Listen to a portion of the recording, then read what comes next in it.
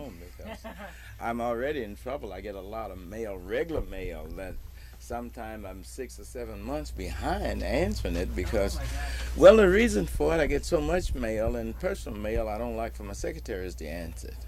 I like to go through it myself, so I get behind. And so if I tell them I got email, oh my God, I'm going to be in trouble, big trouble.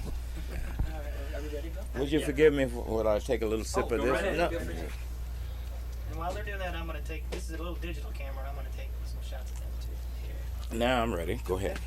I guess the first question is, what does it feel like to have made a career out of what you love to do?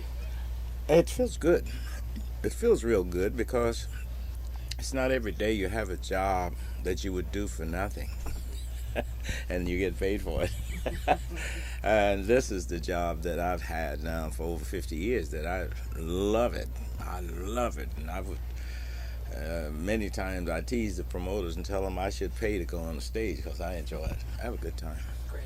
I mean, so that's why you're still on the road, because obviously not necessarily I love easy. it. I enjoy it, yeah. Cool. What do you have advice for people that are serious about people that are coming up as struggling musicians? What was like some interesting stories or some things that happened to you, and you can lend advice to people that are coming up? Well, I think that there are many, many ways of getting into show business. There's no, oh gosh, it's almost like the stars in heaven for the many ways that you could get into it. But if you really, truly want to be into this business, you got to practice. I never practice enough. That's why I'm not as good as I'd like to be. But you got to practice. And you can't do everything that your buddies do, like those nights when, evenings I might say, when your buddy's taking his girl to the movies. You got to be home, just playing your scales and whatever.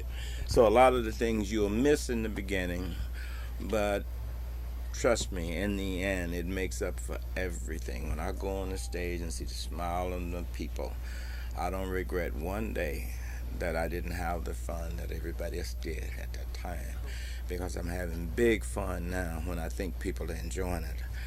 Another thing we can't do, like a lot of people do, some musicians do it, but they make a bad name for themselves and for the rest of us. For example, you'll find somebody out there that was used profanity around everybody and over everybody. We can't do that. We can't do that. If you do that, you're really hurting yourself and everybody in the business around you. Bad promotion. It's bad, very bad. So a lot of things other people can do, we cannot do. But you give all that up just to be just to be as you are, as a musician. And some people say that we're not role models. I disagree. We are, because kids look up to us.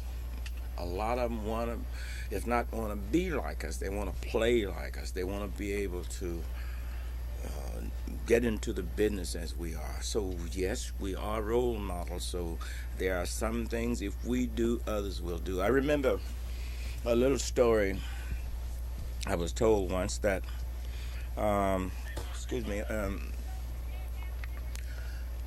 teacher was teaching a little trumpet player. He's teaching a class in school. And one little trumpet player would blow, and when he blow with pressure. You see his jaws come out like that. So the teacher didn't want him to do that. So he said, "Don't play like that."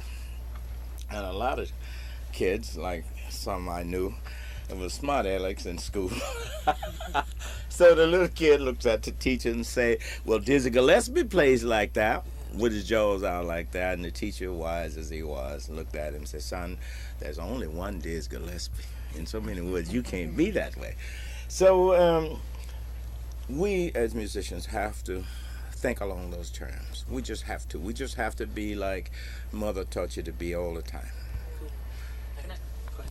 What did you feel? How did you feel back, like in the '60s, early '60s, when the resurgence of blues began to really come back around again, and people took interest in it again, almost for the second time? Well, I'm sorry, but I never thought about it as a resurgence. Okay. I've been around here 73 years now, and it's never been as popular. So I could never think in terms of resurgence. What I did think of, though, is that, well, some people use the word the British invasion. Well, when the Rolling Stones, The Who, and many of those groups started to play blues, then America started listening to it. But we've been listening to it all the time. People like Bobby Bland, Little Milton, Little Junior Parker, B.B. King, we ain't never went nowhere. We've been here all the time, steady doing exactly what I'm doing today.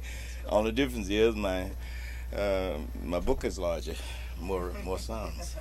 So I felt good, to answer your question. I felt good because I found then that people had started to listen.